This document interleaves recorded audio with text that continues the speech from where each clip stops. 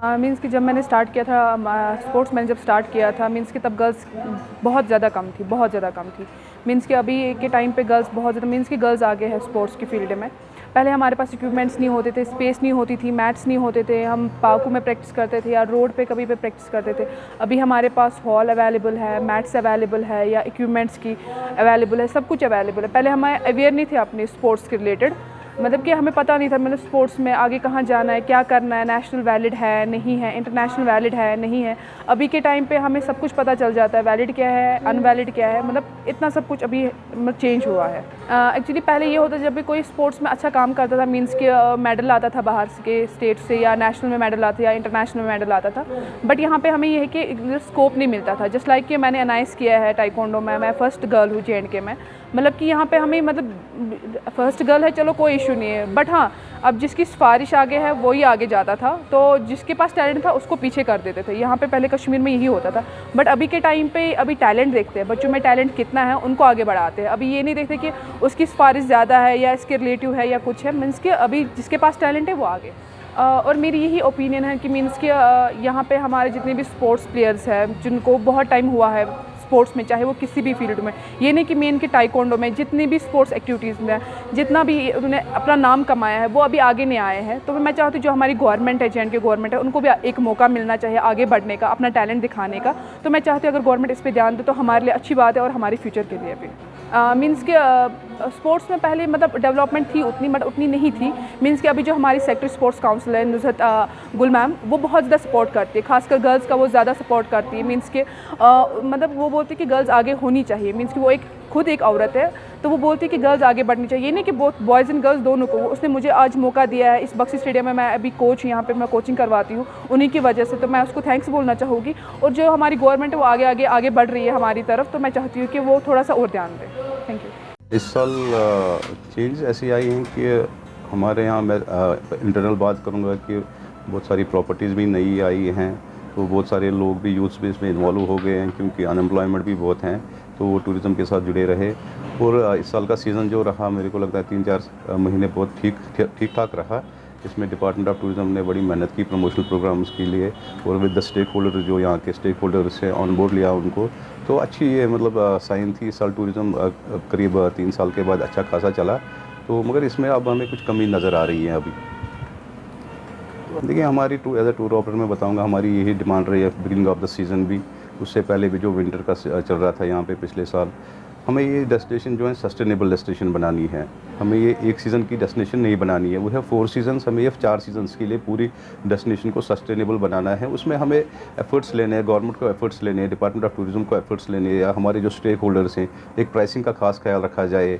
जो हमारे ट्रांसपोर्टर्स हैं, बाकी जो सेगमेंट्स हैं, इसमें होटलियर हैं, हाउस बोट है, शिकारे वाला है, घोड़े वाला है, सबको ये सोचना चाहिए कि ये हमारे फ्यूचर हैं। तो जो भी लोग इसके साथ इन्वॉल्व हैं उनका फ्यूचर है ये, तो इसको, इस डेस्टिनेशन को rather than spoiling this destination, इसको एक सस्टेनेबल और राउंड द ईयर डेस्टिनेशन बनाने की ज़रूरत है। चेंजेस ये हैं कि गवर्नमेंट तो अपने प्रमोशनल प्रोग्राम्स कर ही रही है, तो अभी वो विंटर के प्रोग्राम चेकआउट कर रहे हैं। जैसे अभी दिवाली का फेस्टिवल आ रहा है, बाकी जो साउथ में फेस्टिवल्स हैं उनके लिए वो प्रमोशनल प्रोग्राम्स अभी कर रहे हैं। तो बाकी जो हमारा फॉरेन टूरिज़म था, जैसे साउथ ईस्ट एशिया का था, तो मेरे को लगता है वो ज़्यादा इंटरेस्टेड नहीं है अभी हमारे यहाँ ट्रैवल करने में, क्योंकि उनसे हमारी जो मेल्स वगैरह आते रहते हैं, तो उनका यही है कि Kashmir is getting costly destination, तो वी कांट ट्रैवल। तो उनकी जो बाकी destination nearby destination they prefer to travel there. तो हम यही कहते हैं कि सबसे मेरी खासकर ये अपील है जो भी इस सेक्टर के साथ जुड़े हैं कि इसको एक सस्टेनेबल डेस्टिनेशन बनाइए। बाकी जो गवर्नमेंट के एफर्ट्स थे वो तो कर रहे हैं, आगे भी उनको करने की ज़रूरत है। बिस्मिल्लाहिर्रहमानिर्रहीम। जी हाँ, मैं तो ये समझता हूँ कि जब से रियासत जम्मू व कश्मीर के अंदर हमारे लेफ्टिनेंट गवर्नर साहब आए, और हमारे ख़ासकर मैं डिस्ट्रिक्ट अनंतनाग से बोल रहा हूँ कि हमारे दूर दराज जो हमारे इलाके हैं, हमारे लोगों की ज़्यादातर डिमांड हुआ करती थी कि हमें रोड्स की बहुत ज़्यादा प्रॉब्लम थी, रोडें नहीं हुआ करती थी हमारे इलाकों की। तो जब से ये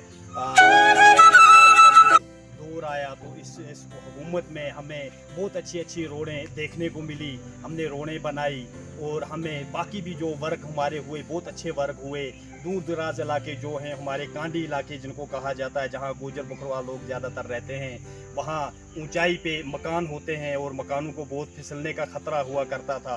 तो MG नरेगा में इन 2-3 सालों में हमने बहुत अच्छे आरवाल लगाए, हमने चक डैमेज हमें हुए। मैं तो ये समझता हूँ कि लेफ्टिनेंट गवर्नर साहब को मुबारकबाद करना चाहिए कि जिनके दौरे क़यादत में हमारे इलाके के अंदर डिस्ट्रिक्ट अनंतनाग शांगस कॉन्स्टिट्यूंसी में बहुत अच्छे काम हुए। हम मुतमीन हैं, हम दिल की गहराइयों से गवर्नर साहब का शुक्रिया अदा करना चाहते हैं। बिल्कुल 370 हटने के बाद कश्मीर की जो हम हालत देखेंगे, अगर हम before the abrogation of article 370 का कश्मीर और आज का कश्मीर देखते हैं, पहली बात ये कि 370 हटने से पहले के कश्मीर में स्टोन पेल्टिंग, स्ट्राइक्स, डेली हड़तालें, बाकी चीज़ें हुआ करती थी। और अगर 370 हटने के से पहले के कश्मीर की बात करेंगे, जब यहाँ कभी इनकाउंटर होता था हमारी सिक्योरिटी फोर्सेस के बिटवीन और मिलिटेंट्स के बिटवीन, तो लोग सड़कों पर आ जाते थे, नाराबाजी होती थी, स्टोन पेल्टिंग होती थी, बाकी चीज़ें होती थी। तो 370 हटने के बाद ये चीज़ें कंट्रोल में आई है। अब यहाँ स्टोन पेल्टिंग नहीं होती, यहाँ के युवा गन कल्चर को अट्रैक्ट नहीं हो रहे हैं दिन ब दिन। और इसके साथ साथ जो यहाँ पॉलिटिकल गुनिज़म था, गुंडागर्दी थी, वो मेन स्ट्रीम पॉलिटिकल गुनिज़म जो था वो ख़त्म हो गया। यहाँ की जो रीजनल पॉलिटिकल पार्टीज थी, उन्होंने यूथ के लिए कोई स्पेस ही नहीं रखी थी जहाँ पे युवा अपने आप को मेन स्ट्रीम में कहीं पे देख सकता था, अपना फ्यूचर देख सकता था। अब 370 हटने के बाद यहाँ का युवा मेन स्ट्रीम में इंट्रोड्यूस हो रहा है। या 370 हटने के बाद यहाँ DDC इलेक्शंस हुए, यहाँ BDC इलेक्शंस हुए। आप देख सकते हैं मैक्सिमम जो DDCs और BDCs है वो युवा है। तो तीसरी बात, जो यहाँ डेवलपमेंट नहीं हो रही थी, अब आप कश्मीर को डेवलपमेंट की राह पे देख रहे होंगे। तो बट ड्यू टू कोरोना, जो कोरोना का कहर था, उस चीज़ की वजह से बहुत लेट हुआ इस चीज़ में, अभी भी स्टक हो गए हैं। तो बट आने वाले टाइम में कश्मीर बहुत ज़्यादा बदल रहा है और कश्मीर बदल रहा है after the abrogation of article. तो और दूसरी चीज़, जहाँ गवर्नर साहब का नाम भी सिर्फ टीवी पे देखते थे, उसका नाम सुनते थे, आज 370 हटने के बाद कि कश्मीर की बात करें, आज कोई भी गवर्नर लेफ्टिनेंट गवर्नर से मिल सकता है।